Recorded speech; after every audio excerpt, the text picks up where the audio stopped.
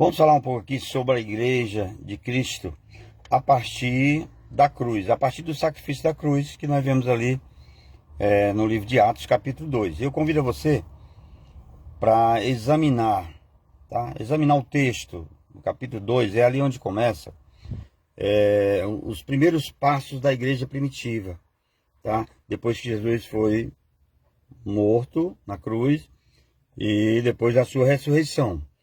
Então ali ficaram eles, né?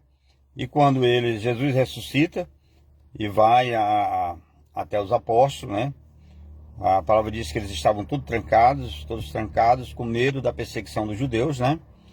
E o Senhor, depois da ressurreição, ultrapassa aonde eles estavam, não precisou das portas ser abertas, o Senhor aparece ali no meio deles e dá uma ordem imperativa. Ele diz: ide por todo mundo, pregai o evangelho a toda criatura, tá? Aí ele diz: quem crê e for batizado será salvo. Então, assim, pega o livro de Atos e examina realmente ali como eram os atos. Atos dos apóstolos significa atos deles, como eles agiam, tá? Aí eu faço uma pergunta aqui já no início.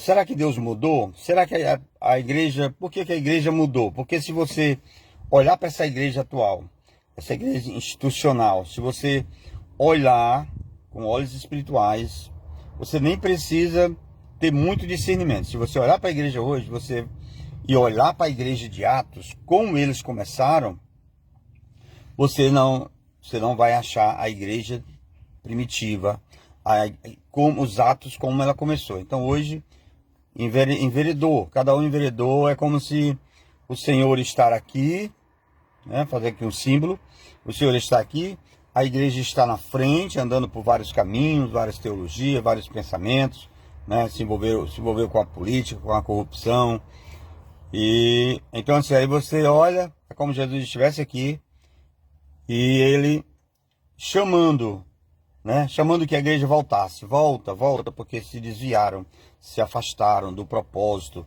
do evangelho, do verdadeiro evangelho, né? Então o Senhor, eu vejo como o Senhor está chamando essa igreja para se arrepender, para se voltar para os princípios bíblicos, tá? Nosso ministério é muito voltado para os princípios da igreja primitiva, como eles começavam, como eles agiam, tá? E nós temos conduzido nosso ministério nesse foco, né? Então hoje, você percebe as coisas tá o inverso, né? Jesus, ele disse que ele não veio para ser servido, e sim para servir.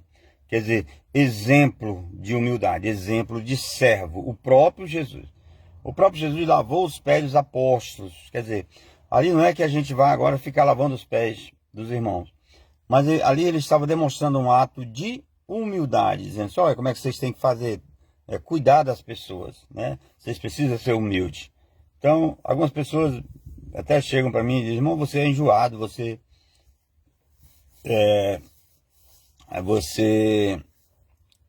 fala de muita coisa e tal. Eu digo: irmão, assim, não é que eu sou enjoado, Deus tem, isso é ministério, Deus tem me conduzido dessa forma, tá? Porque se tratando de irmãos, né, estão ali para aprender, com a imaturidade e tal, é como uma criança que está aprendendo, mas se tratando de líderes que conhecem a palavra, né, e usa dessa palavra para manipular as pessoas, né, e é o que a gente vê hoje, né, quer dizer, agora não é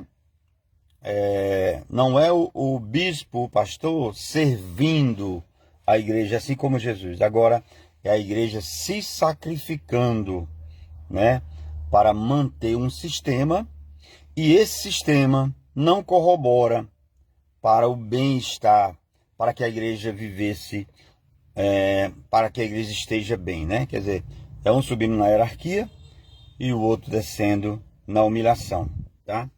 Então nós vamos olhar para os apóstolos, você vê que ali eles todo dia eles estavam juntos, eles sempre estavam juntos em oração, no partir do pão, né?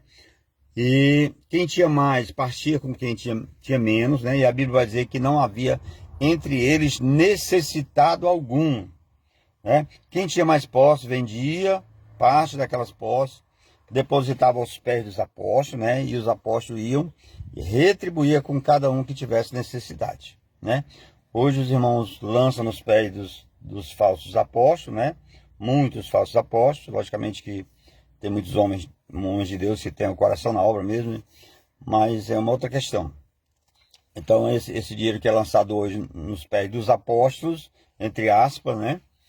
É para comprar fazenda, comprar agião, para esbanjar, para pagar a faculdade de cara dos filhos, para pagar cantores gospel, para pagar para cobrar para pregar e tá entendendo?